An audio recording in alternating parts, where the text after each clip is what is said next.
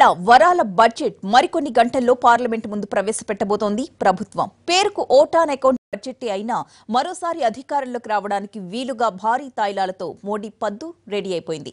సామాన్యుల నుంచి కార్పొరేట్ వర్గాల వరకు అందరినీ సంతృప్తి పరిచేలా ఈసారి బడ్జెట్ ఉంటుందని మార్కెట్ వర్గాలు అంచనా వేస్తున్నాయి. ముఖ్యంగా రైతులకు, వేతన జీవులకు కేంద్రం శుభవార్త ఇవ్వబోతోందన్న చర్చ నడుస్తోంది. శుభ సూచకం అన్నట్లు స్టాక్ మార్కెట్స్ కూడా లాభాల్లో నడిచాయి.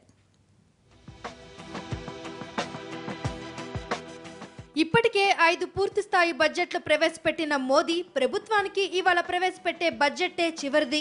సాధారణంగా అయితే ఏ బడ్జెట్లోనైనా వరాల కంటే వాతలే ఎక్కువగా ఉంటాయి. అయితే మరో 3 నెలల్లో లోక్సభ ఎన్నికలు జరగబోతున్నాయి. 2014తో పోలిస్తే మోదీ చరిష్మా తగ్గిందన్న విశ్లేషణలు వినిపిస్తున్నాయి. దీంతో బడ్జెట్ ను ఓట్ల అస్త్రంగా మార్చుకోబోతుంది కేంద్ర ప్రభుత్వం. ఇవాళ ప్రవేశపెట్టే మోదీ పద్దు జనరంజకంగా ఉండే అవకాశాలే ఎక్కువగా కనిపిస్తున్నాయి. ఆర్థిక మంత్రి అరుణ్ జైట్లీ అనారోగ్యం కారణంగా ఈసారి పీయూష్ గోయల్ బడ్జెట్ పెట్టబోతున్నారు. ఉదయం 11 గంటలకు లోక్సభలో గోయల్ బడ్జెట్ ప్రసంగం మొదలవుతుంది.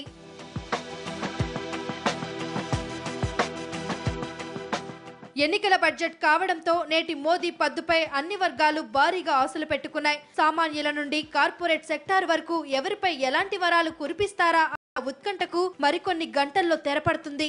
ఎన్నికల వేళ అన్ని పార్టీలు రైతు జపం చేస్తున్నాయి. వ్యవసాయ రంగాన్ని ఆదుకునే దిశగా మోదీ బంపర్ బొనాన్జాతో సిద్ధమైనట్లు ఢిల్లీ వర్గాలు సమాచారం.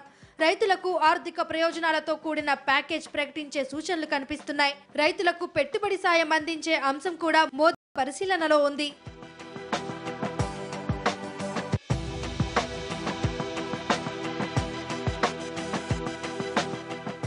ఇక బడ్జెట్ అనగానే మధ్యతరగతి ఉద్యోగులు ఎంతో ఆసక్తిగా ఎదురు చూస్తారు. ఆదాయపు పన్ను మినహాయింపు ఏ స్థాయిలో ఉంటుందో అన్న లెక్కలు వేసుకుంటారు సగటు ఉద్యోగులు. ప్రస్తుతం 2.5 లక్షలుగా ఉన్న పన్ను మినహాయింపును 5 లక్షల వరకు చేస్తారన్న ప్రచారం జరుగుతున్నా ఒకేసారి ఆ స్థాయి నిర్ణయాలు ఉండకపోవచ్చు అనేది ఆర్థిక రంగ నిపుణుల మాట. మెట్రో నగరాల్లో ఇళ్ల కొనుగోలుదారులకు ఆదాయ పన్ను మినహాయింపును 2 లక్షల నుండి 4 లక్షలు చేయాలన్న డిమాండ్ కూడా ఉంది. ఈక్విటీ ఫండ్స్ కే కాకుండా డెట్, హైబ్రిడ్ ఫండ్స్ కూడా సెక్షన్ 80C కింద మినహాయింపు కల్పించడం, దీర్ఘకాలిక మూలధన లాభం 1 లక్ష దాటితే పన్ను పరిమితిని పెంచడం వంటి డిమాండ్లు కూడా ఉన్నాయి.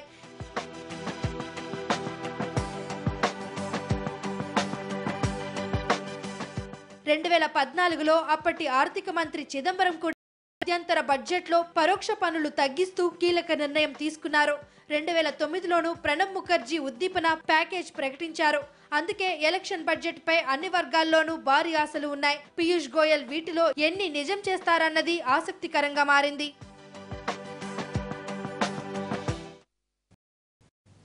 ఎన్నికల వేళ బడ్జెట్ రూపంలో మోడీ ఎలాంటి మాయ చేయబోతున్నారు? దేశవ్యాప్తంగా వ్యవసాయ రుణమాఫీ ఉంటుందా, లేక వడ్డీ మాఫీకే కేంద్రం పరిమితమవుతుందా? ఓటాన్ అకౌంట్ బడ్జెట్లో వ్యవసాయ రంగానికి ఎలాంటి ప్రాధాన్యత ఇస్తారు అన్నది ఇప్పుడు ఆసక్తిగా మారింది. ఎన్నికల బడ్జెట్ కావడం సాధారణంగానే అన్ని రంగాలపై తాయిలాలు ప్రకటించడాన్ని ఏ ప్రభుత్వమైనా ప్రాధాన్యతగా పెట్టుకుంటుంది. ముఖ్యంగా తీవ్ర సంక్షోభంలో కూరుకున్న వ్యవసాయ రంగాన్ని మోడీ ఎలా డీల్ చేస్తారన్నది కీలకంగా మారింది.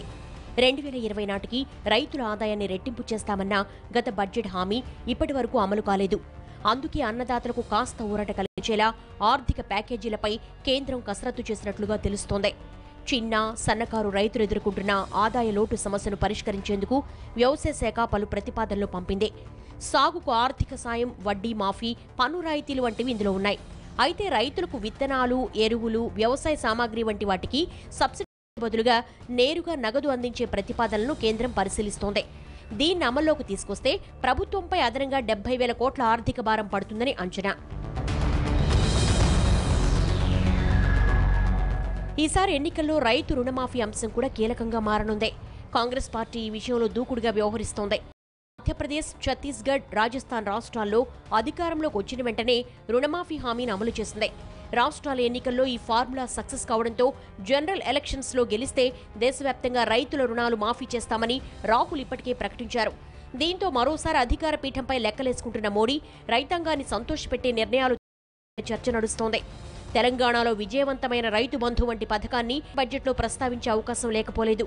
అయితే చిత్తశుద్ధితో కాకుండా ఎన్నికలను దృష్టిలో పెట్టుకుని చేసే ఇలాంటి ప్రయత్నాలు ఆశించిన ఫలితాలు ఇవ్వవంటున్నారు వ్యవసాయ రంగ నిపుణులు.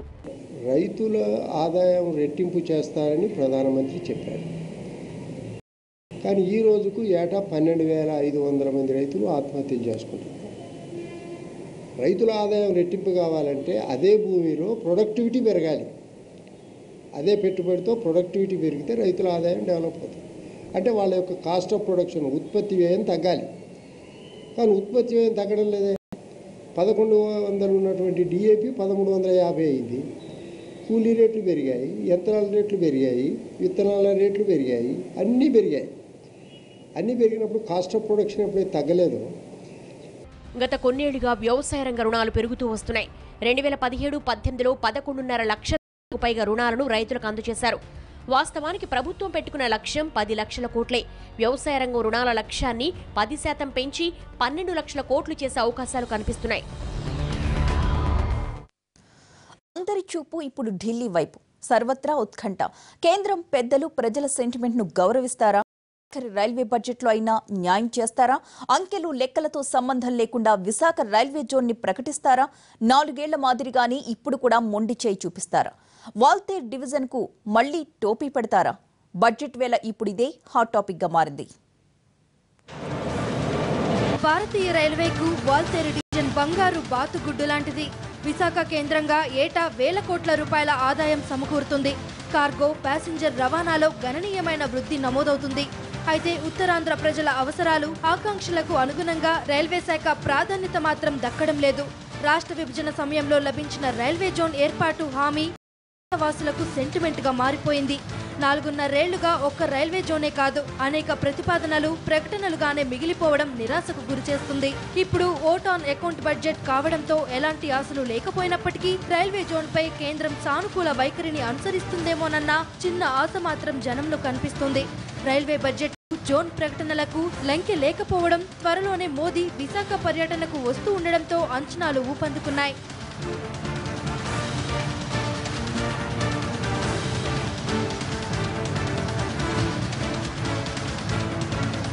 వాస్తవానికి ఉత్తరాంధ్ర జిల్లాలకు రైల్వే పరంగా ప్రతి జరుగుతూనే ఉంది.